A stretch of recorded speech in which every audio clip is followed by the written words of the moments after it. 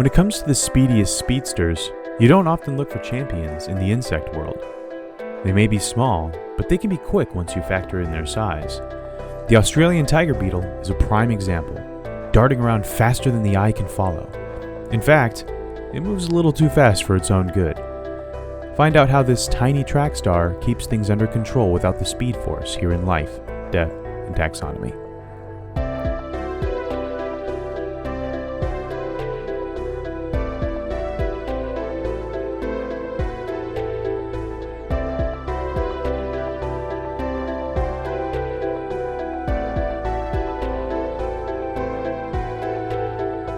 Welcome back to Life, Death, and Taxonomy. It's your 30 minutes of interesting animal information. I'm Joe. And I'm Carlos. Thank you to Cassie for the creation of our theme song. To hear more of Cassie's music, please search Cassie Michelle on YouTube or Spotify. And thank you to Johanna for the creation of this week's artwork. To check that out, you can follow us on Facebook or Twitter at LD Taxonomy or visit us at our home on the web at ldtaxonomy.com. And a very special thank you to our patrons. Thank you to Tristan Taylor, Jesse Raspolich, and Carol Raspolich. Your support is greatly appreciated, and thank you for helping us keep the lights on. And today we're talking about a tiny tiger that's got its mind set on you, but more on that later. Is that a song? Because I don't know it. Good. Good? Yeah, because you'll find out later. I know about the Eye of the Tiger, but I don't think that's the same song. It sure isn't. Okay, well, then I'm gonna be surprised. We'll see if it's pleasantly so. But what are we talking about? We're talking about the tiger beetle. The Australian tiger beetle, to be specific. Yes, because there's like orcs, there's many of them. Like orcs, there's at least 2,500 of them. But yeah, it's the Australian tiger beetle, ATB. What we're gonna call it here, the Insane Bolt, the Blitz beetle, and Speedo Gonzalez. I like that. Took me all day to figure it out with that last one. But yeah, it's fast. In case you didn't know. Would you like to hear what science has to call it?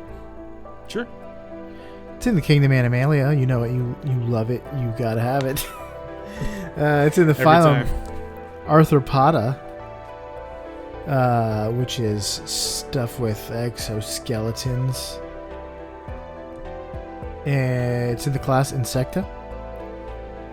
It's in the order Coleoptera. It's in the family Carabidae. And then it's in the subfamily, would you say Cincidelinae or Kincidelidae or Cicindelinae. And that's like the main, that all of the things in this are tiger beetles. There's a tribe and a subtribe. These are insects we're talking about. It's Cicindelinae. Cicindelinae is the tribe. The subtribe is Cincindelina. The genus is Cincidella, incidentally, and then the species is Hudsoni. Yeah, the Hudsoni. Did you know that there's another beetle on Australia with another name that ends with Hudsoni, but a different genus? I did not. This guy Hudson got around to naming things. Yeah. But since we're in the business of naming things, it's time for my favorite part of the show, Critter Groups. The part of the show where I ask you, Joe, a question. The question is the same every time. What is the name of a group of this animal? Or what is the term of entry? Or what is the collective noun? If you saw a group of beetles, Joe, would you say it's A, a swarm of beetles, B, a confection of beetles, C, a spill of beetles, or D, a team of beetles? Swarm, confection, spill, or team? I think it is a swarm. I think it's just boring. It's a swarm. Final answer. Boring, aren't they? Ding, ding, ding. You are correct. The answer is swarm. Yeah. I made up. A team is good. I bet there's a team of something. I'm pretty sure there is. There's like the things that pop up in my mind when I'm putting this together. It's usually like other things, and that's why they're there. But teaming with something, you could say. A teaming of beetles. I would not be surprised. They don't really tend to congregate. Beetles don't in general. Some do, but not a bunch. I think the ladybug is considered a beetle, and that definitely congregates. So yeah. Have you ever seen a ladybug swarm? Yeah. Oh yeah. We were at a in South Carolina. We were at a farm, and inside the farm there was a building that they used for weddings, and it was a nice building. There was a gift shop, and in the gift shop, in one like behind some shirts, on a window, like on the sill, both inside and outside, it was absolutely teeming with ladybugs. And there was no, like, I couldn't see that the window was open or anything. It was a closed window. So I don't know how they got in and why they were there, but... Yeah, they just get together to do what bugs do, I suppose. Because I saw them in New Mexico when we were hiking, and... there were just some trees and bushes where you just couldn't see the bark. It was all just ladybugs. Wow. Like thousands and thousands of them. And so it's a little gross. Even though ladybugs are kind of whatever. And if had it been some other kind of bug, it would have been a lot more disturbing. But still, just seeing that many of small insects just swarming around something is... Bleh. Yeah, ladybugs are one of those things that when it lands on you, like culturally, everyone's like, this is good. Like a butterfly. Kind of like a butterfly. Yeah, it just Everything goes to else, show that even the most cockroaches won't hurt you. Their presence is a vile blight upon your day. Yeah, it's all about how pretty something is. If something is pretty, then it deserves to live. And if it's ugly, kill it with fire before it lays eggs. It's very sad. We're so shallow. Hey, but listen, maybe cockroaches think we're ugly, so they're trying to kill us. That's why they're trying to kill us. Although, you know what cockroaches think? Nothing. Nothing, because they're bugs. Yeah. All right. Would you like to know what this thing looks like? Yeah, I would. In general, tiger beetles are small, brilliantly colored beetles, some of which have iridescent coloration, but I've also seen black and white, which would look more like zebra beetles. Do you know what this one in particular looks like? On a page for this one, I found the black and white one, but I'm not sure if that was it or if they come in multiple colors. Yeah, I mostly saw the black and white that I'm looking up right now, but this is what I saw on like the Nat Geo article I was looking at. But it seems like they can be lots of different things, but some of these photos definitely look doctored, so true, meaning it's a little bit more colorful than it otherwise would be. But it also like it pulls like all tiger beetles, but it seems like the Australian tiger beetle is the black and white one, but I may be wrong. They have oblong bodies, or like almond-shaped bodies that sit high on slender legs. And tiger beetles also have antennae that are underneath their compound eyes, which is interesting. Unlike other beetles, they have no wings and can't fly. How sad for them. Yeah. But I said they are small. So how small are they? Welcome to the Beloved Measure Up segment, the official listener's favorite part of the show. The part of the show when we present the animal size and dimensions in relatable terms through a quiz that's fun for the whole family. It's also part of the show that's introduced by you when you send in audio of yourself saying, singing, or chittering the words measure up into ldtaxonomy@gmail.com. We don't have a new measure up intro this week. So that means we get to hear from a beetle, and Carlos has to guess what it is. Oh, we're doing another cartoon beetle? If it's the one from Bug's Life, I'm going to get it in a jiffy. No, we're not listening to cartoons. We are listening to beetles. Which one of the which one of the Fab Four is this? The Beatles. The Beatles with an A. 4 members of the band The Beatles. Which one is this? Okay. That's why I didn't say we get to hear from an animal, even though you're in it, you're living it, you gotta have it. Animalia. They are in the Kingdom Animalia.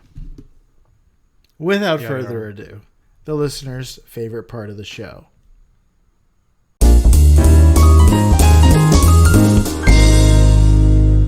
Well, some people, would go on and on forever singing the same tune and playing the same gig if they were making some money, Yeah. But I think we'd all rather give that up and try going on our own and try doing something we really want to do. And if we don't make it, then hard luck. But as it happens, we've all got such a lot of goodwill hanging over from being Beatles. Yeah. Is that enough? Is that enough to go on? Yeah, I know people do impressions of this guy all the time. But I've never really listened to any interviews by any of these guys. So I don't really know. I just know how people do impressions of them. It's kind of like the same thing with the Rolling Stones. Like I only know how their speaking voices through people doing impressions of like Mick Jagger and stuff like that. So okay, is it John Lennon? Is it Paul McCartney? Is it Ringo Starr? Or is it George Clooney? Oh, do you want you had everything. I was going to give you the options, but you had them all except for it's George Harrison. I know. I don't think it's George. But that sounded like it was on Carson, right? It's on the Dick Cavett show from 1971 when they were all still alive. Gosh, anybody who's a fan of the Beatles is going to be very upset with me because I do not know what they sound like when they talk. To be fair, they're all from Liverpool. They're all around the same age, so their voices are very similar. Yeah. But I think I could tell you exactly which one it is if this was me. Which of them in that voice said that they wanted to drop the H-bomb on the Philippines? I think it was John Lennon, but I can't remember. I do know that it was John Lennon, but can I imagine that voice saying that? So I don't think it's Lennon. I think it's either Ringo or Paul. And Paul, just the lead singer and the guitarist, the singers tend to be more famous. Like Paul and John are the more famous of the 4. Well, they all sing. But they're all sing, and in their solo careers, they all sang. But they're Paul and John are the front. Lennon and McCartney, they're the front men of that. They were the front men of that band. I'm going with Ringo. Final answer. Yes. The correct answer was George Harrison. Oh my gosh, that was the only one I was not going to choose. That he, in his solo career, sings the song "Got My Mind Set on You," which is, I knew you would have so little knowledge of the culture of Beatles lore that I could troll you in the intro and you still wouldn't know. Yeah, I mean, again, I've heard comedians do impressions of the Beatles, and they usually do that nasally, almost like Bob Dylan-esque voice, but with that heavy Liverpool accent.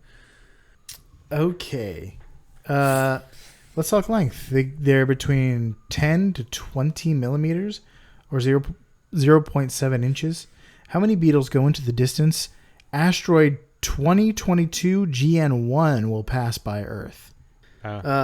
Here's a hint. The asteroid will make its closest pass tonight at around 11:02 p.m. Eastern Time. Unfortunately, if you listeners are hearing about this from the podcast, you already missed it. And unfortunately for you and me, it's going to pass on the daytime side of the Earth, but we can watch it online. So we can stream it. You can watch it. You can see it during the day? Probably not. It's probably too small and not bright enough. Yeah, it seems like something you'd only see at night. But I mean, that's the side of the Earth it's passing on. So. Well, it's probably further away from us than the moon.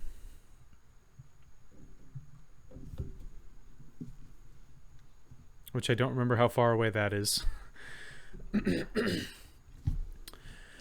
I'm going to say 10,000 miles. Completely spitballing here. And what? We're working with 20 millimeters, are we? All right. So 792 million. That is my answer. Final answer. Yeah. The correct answer is 6. It's 6. They're huge beetles. Just kidding. Whoa. Or is this a really close call? 6 billion. It's going to just graze. It's going to mow your grass. That's how close this thing is going to come to the Earth. 6,356,000,000 and change. So this is like what, 30,000 miles away? Oh, no. It's going to be like 50 or 80,000. How far away is it going to be? Why don't you just let me tell you like I always do? The asteroid will pass by Earth at around 79,000 miles or 127,000 kilometers. That's a third of the distance to the moon. So it's passing closer than the moon. Oh, wow. It is not. Wow, it's within the moon's distance. So it could hit the moon. It's school bus sized. So are you sure Miss Frizzle isn't driving this thing? She might be.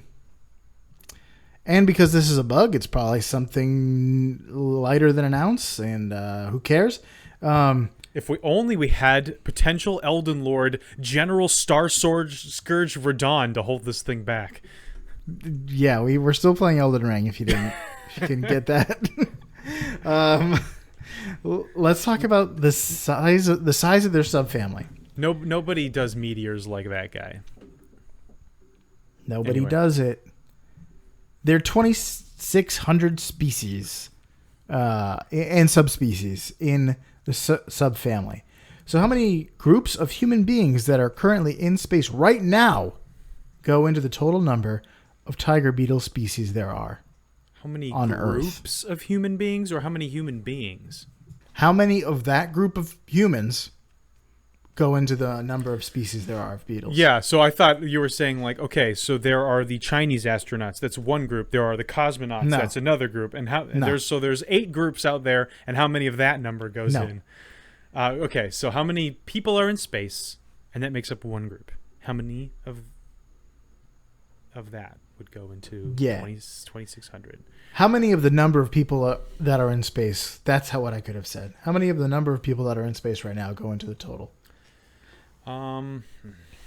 So here's a hint. There are Americans, 1 German, Russians, and Chinese, all originally launched on the SpaceX Crew Dragon Expedition 66 long duration mission.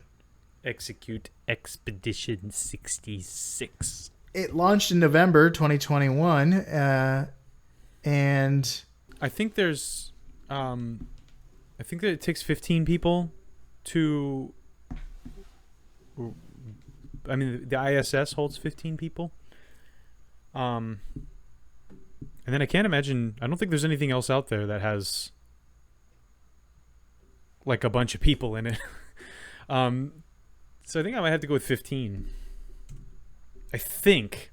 I may be wrong about that. At one point, I definitely knew how many people went into the ISS, but it's been a while. I haven't really thought about it. So we're going to go 15 and say that the answer is 173. 173. There are 173 times more species of tiger beetles than there are people not on Earth. Final answer? Living people not on Earth. Yes, final answer. The correct answer is 260. Oh, there's fewer people in that. Yeah, there are 10 people in space right now. I guess you don't need 15 to crew it. I think it holds 15 people, if I remember right. But, maybe. 3 Americans, 3 Russians, and 3 Chinese, I think. And then 1 German. Yeah, I was listening to the Interstellar soundtrack when I was doing this doing notes for this episode, so that's why we got 2 space themed. Plus, we've talked about Australia as a part of Measure Up a ton, because there's a lot of cool stuff there. Mm-hmm. Let's talk about fast facts before we get into the major fact. Okay. The subfamily is one of the most diverse in beetledom. Our particular beetle is from Australia, like we talked about, but they can be found all over, except for like some places like Hawaii and Antarctica and another island. I can't remember. But they're even in the New World. The largest of the family lives in South America. And there are 100 species in the U.S., so you can look in your backyard to see if there's any beetles in this family. They're very aggressive and opportunistic as predators. When they catch prey, their primary method of sealing the deal, their art of the deal, is to crush them with their mandibles. And their mandibles are large for their body size, which suggests that they put a lot of points into offense. Into strength. Strength build. They prey on basically any arthropod that's smaller than they are, including spiders and other insects. They have keen compound eyes and can detect prey all around them, similar to a fly's eyes, where they can see all around their head. When they catch prey, they'll vomit on them to start digesting immediately. You are alive when they start to digest you. The point is, it's like a giant turkey. Yeah. Beetle larvae are also aggressive predators. Their babies are also aggressive, though they don't actively hunt like their parents. Instead, they are ambush predators that dig tunnels in the ground and grab prey that passes overhead. Like tremors. Yeah. But that's all I got. You got anything interesting? Sure. Any big facts? Any superpowers? Any major facts? Yes, I do. Yeah. This one's called Blinded by the Flight. Even though they don't fly. But you can consider like running away or towards something. Flight. That's what Gandalf considered it. Yeah. Unless you subscribe to the eagle theory, which is stupid. Yeah, they make it halfway there and he tells everyone, get on the eagles, you fools. Just like, well, Gandalf, why didn't we do that to start out with? There's no eagles around here. because Sauron has an air force, and I don't care about that anymore. It's the Luftwaffe. Oh, no. All right. So, when you think of the fastest animal in the world, you usually think of the cheetah. Or for the cultured, more cultured at least, you think of maybe like the swordfish or the peregrine falcon. Because those guys move pretty darn fast, 60 to sometimes 80, 90 miles per hour. It's very fast. And while they may be able to cross the most distance in the least amount of time, there is a way of measuring speed that allows some of the smaller members of the animal kingdom to compete. And that way of measuring is body lengths per second. So I know I just said I don't subscribe to the theory of relativity, but if you want to measure it relatively, then the Australian tiger beetle is the fastest animal in the world relative to its body size. So it's not going to outrun a cheetah, but if it were the size of a cheetah, it would leave it in the dust. So as it stands, the Australian tiger beetle reaches a max speed of about 5 miles per hour, which for us is a light jog. It's a light jog for the average human. So it's not very impressive. I mean, except for the fact that like this is a tiny bug that's less than an inch, and it moves faster than your speed walk. So you can't, if it comes at you, you can't speed walk away from this thing. It's gonna nip your shoes. But so when you remember that it's just like it's less than an inch long, going 5 miles an hour is incredible. That ends up being about 120 body lengths per second. And to put that in perspective, if it was the size of a human, if it had human proportions, that would be 480 miles per hour that it's moving. That's about 80 times faster than a human. Than the fastest human, which is, I think at this point, Usain Bolt, which I call him Insane Bolt. If it was the size of a blue whale, which is about 80 feet, it would be moving 6,000 miles per hour. I could go on. So it's very, very fast. It's not quite Mach 1 as a human speed, but it's pretty darn fast. So what happens is a tiger beetle it can basically spot its prey and then like basically teleport to it with like Dracula vampire speed. Have you ever seen any vampire movies that are worth their salt? Or if you've ever played Resident Evil 5, you know that they have the ability to move so fast that it seems like they're just teleporting and zipping from place to place. Faster than the eye can behold. And so that's to other little arthropods that don't stand a chance, this is what they see. But there is a caveat to being able to move that fast. And I would love to see this applied to like superhero vampire stuff. Particularly like, the Flash, Quicksilver, speedsters.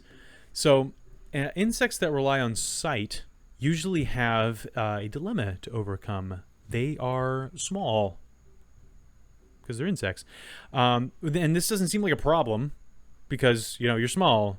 I've seen movies where people are small. I've seen Honey, I Shrunk the Kids. They see things just fine, but when you're that small, the wavelengths of light haven't changed, and the size of the wavelengths. So you're actually going to receive a lot less light in your eyeballs as a very small person than you would as a normal sized person. So basically, you have the wavelength of light for red goes up to about 750 nanometers, which is about 0.00075 millimeters, which still seems super small. But when you're only 20 millimeters tall, suddenly that wavelength becomes a much larger section of proportion to your body than you were when if you're a human or just a big animal or something like that. So to compensate for this, many insects have proportionally massive eyes. And a lot of them, like you mentioned, like flies and butterflies and things like that, they have compound vision. They have very complex eyes that take in light from all different directions to create kind of this, what we assume to be like a single picture made out of many, many different pictures that it pulls from all directions. And that allows it to get this wide angle and take in as much light from these wavelengths as possible, where if it just had our like forward-facing pupils, it would hardly see anything. So really in Honey, I Shrunk the Kids, when they're like a couple times smaller than an ant, they would either see just one or two colors, or or everything would be very blurry, or they'd hardly see anything at all. And also, their voices would be just basically non-existent, because you use air to create sound, and you don't get a lot of that when you're that tall. So all of this stuff about compound eyes and being able to see at that size kind of goes out the window when you're blitzing as fast as the tiger beetle. Because at those speeds, at that size, the world becomes just one big Jackson Pollock motion blur. Or like my son's food tray after he's finished painting it with like avocados or waffles or whatever. It's just a big muddy mess. And so when they're in berserk mode, they're effectively in this perpetual motion blur. And so effectively, Australian tiger beetles run so fast that they are temporarily blinded. They run so fast they're blind. And that's a problem. For sure. They compensate for this by stopping frequently. So this even further reinforces that whole like vampire teleporting around thing. So they'll run to a spot at this speed, and then stop, and then get their bearings, lock onto their target again, and charge again, and then just keep doing that until they reach their prey. And so, but you know, how do they know when to stop? How do they know how far they've gone? How do they stop from hitting things at that speed? So they need a good collision detection system. And that comes from those antennae, those odd antennae you mentioned. That it is odd that their antennae are below their eyes rather than above them. Most bugs and beetles, insects in general, just have their antennae sticking up above their heads. These have it like as a mustache. Above their mandibles, below their eyes. And so before charging, they will hold out their antenna in this V shape in front of them, level with the ground, and they will just, they'll send it, they'll go. And when they hit an obstacle, those antennae will bend upwards. And the antenna bending upwards will lift the beetle itself. So if it's something that they can go over, like a small rock or a twig or just anything, they will just skitter right over it, no problem, because the antenna will bend, and it'll just kind of act as a ramp to take them over it. If they didn't do that, they would run smack into it, because they wouldn't know that it was there until the full force of their head and mandibles were the first thing to reach the object. So basically, this is like skis. Skis are like water skis in particular are bent up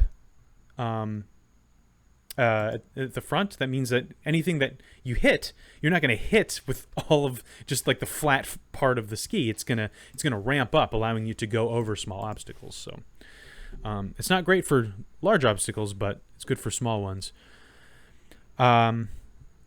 And so Daniel Zurich, who's a researcher from Cornell University and specializes in tiger beetles, says it's like a blind person holding two canes outward while wearing rocket skates. Which is great. Reminds me of actually, also, if you include skis to the rocket skates and canes, you have Caractacus Potts from the beginning of Chitty Chitty Bang Bang. Remember, he ties a rocket to his back and has skis on, and I don't remember. I've never seen Chitty Chitty Bang Bang. Really? No. It's it's not worth it. I watched it because my mom was super into musicals, so I watched all the musicals.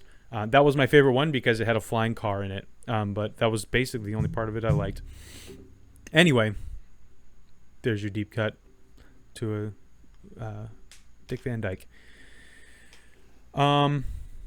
And so researchers found this out when they removed the antenna of some Australian tiger beetles, and they smacked right into obstacles, while the ones with the antenna could just clear those same obstacles. It is really hard to actually observe what is happening because of how fast they're moving. But this is what they're going with. And as an aside, Zurich said that he catches tiger beetles by sneaking up behind them and basically ambushing them. Because, I mean, 5 miles per hour is like, yeah, that's a speed walk right there. Like, it's a fast speed walk. So they can get away from you pretty fast. And they're really small, so I imagine that, like, you'll see one and then it's just gone. And then it's like, oh, okay. It's like a grasshopper, but better. 5 miles per hour might be like between a walk and a jog, like that cusp. Like you could speed walk it, but it might be more comfortable to run. Yeah, about 5-ish miles per hour is 5 or 6 miles per hour is my like comfortable running jog. Yeah. Where like my dead sprint is 10 miles per hour. So yeah, I mean it runs half of the typical person's like dead sprint speed, and it's an inch, less than an inch. So that's, I mean, I know that like there are some there are like flies and bugs and things like that that move pretty quickly as well, but not over ground. So yeah, these guys run so quickly that they blind themselves, and they compensate for it by ramping themselves off of obstacles with their weird mustache antenna. I was excited for this episode. But yeah, that's all I got. That's all I got. All right, that was the Australian tiger beetle. Oh yeah, I wanted to mention that, like, how interesting would that be if you included that light taking that light input problem with speedsters, because whenever you see the perspective of a speedster, you always see like the world just slowing down around them, but like light would also slow down, and so you would not be able to see anything. You would not be taking in light at the same rate that you usually do, because light would be stuck where it was. You would go, you would effectively be blind for as long as you are moving that quickly, unless you had the Speed Force, whatever. This just fixes all the speed problems that the Flash has, but still, yeah, that would, and it would make more sense for like. If you could move that fast, that you would move in small bursts, that would allow you to dodge and move and get to like short places or places that were closer really quickly and be like great in combat and stuff. But it wouldn't be great for like, okay, I'm gonna run from here to the pyramids, because you can't see where you're going. But yeah, and then if you took that level of realism, you'd also have to take into effect the sheer amount of energy that every single step that a speedster would take would create. So just leaving little mini nuclear bombs in their wake, and also if you hit a bug, you would just turn into a pink mist. But anyway, I would recommend that people check out the YouTube series Because Science if you want to have all of your superhero dreams completely dashed, and your desire to have super strength or invisibility or super speed or to be able to fly. It sounds super cool, but it turns out it would not be very cool at all, and would most likely instantly result in your death. Unless there's magic. Yeah, unless there's the Speed Force. But yeah, anyway, that was the Australian tiger beetle. For you out there in podcast here, zero in on your prey. Keep your compound eyes open, and run like the wind, bullseye, like the Australian tiger beetle here in life, death, and taxonomy.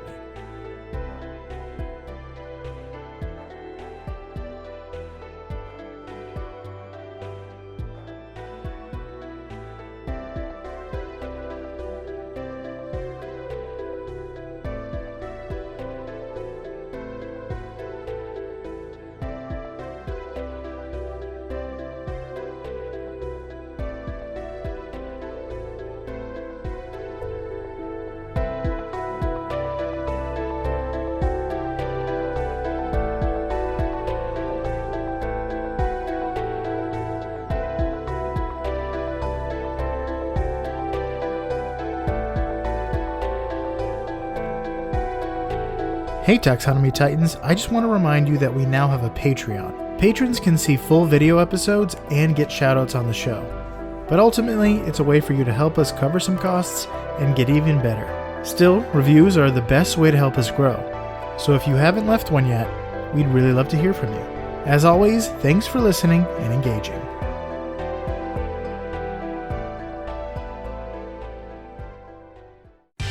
Life, Death, and Taxonomy is my favorite in the world podcast.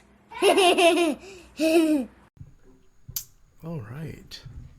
Now I gotta watch an asteroid go by.